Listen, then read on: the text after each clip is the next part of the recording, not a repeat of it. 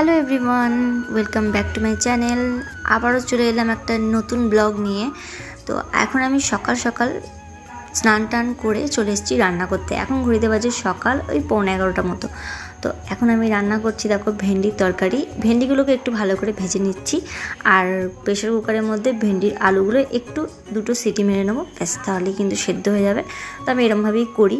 আর এদিকে পোস্ত বাটি হবে, যার জন্য পোস্তটা বেটে রেখেছি। আর এদিকে হচ্ছে মেয়ের জন্য এক পিস এই মাছ ভাজা হবে, আর বাকিটা হচ্ছে মোরলা মাছের টক হবে। তো আজকে এই হচ্ছে রান্নাবান্না। আর হ্যাঁ, আর একটাও রান্না হবে, সেটা হচ্ছে মুসুরির ডাল।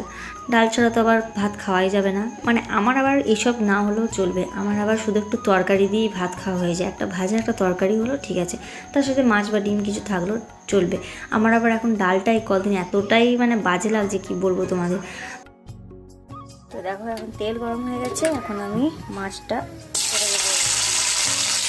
তো আজকে দেখো আমি মোরলা মাছ নিয়েছে মা। তো মোরলা মাছের এটা টক হবে তেঁতুল দিয়ে। এটা মনে হয় মোরলা মাছই বলে, আমি ঠিক জানি না, তোমরা জেনে থাকলে কমেন্টে বলো। আর মেয়ের এই পেটি মাছটা একটু ভেজে নিচ্ছি, ওকে আলু ভাতে ডাল মাছ ভাজা দিয়ে খাই দেবো। আর মোটামুটি রান্না আমার সব কমপ্লিট, শুধু মাছের টকটা হবে, ওটা বাবা করবে বললো। আর ভাতটা তো বসিয়ে দেবো লাস্টে। আর আমার না মানে মেয়েকে এখনও স্নান করা হয়নি, মেয়েকে স্নান করাবো একটু পরেই। মেয়ে এখন খেলছে। তো আমার সকাল থেকে না গলাটা একটু, গলার মধ্যে মানে মনে হচ্ছে যেন টনসিলটা ফুলেছে, সেটা আমি এখন জানতে পারলাম। মানে এখন হচ্ছে সন্ধ্যেবেলা, তোমরা সন্ধ্যেবেলা ভিডিওটা পাবে।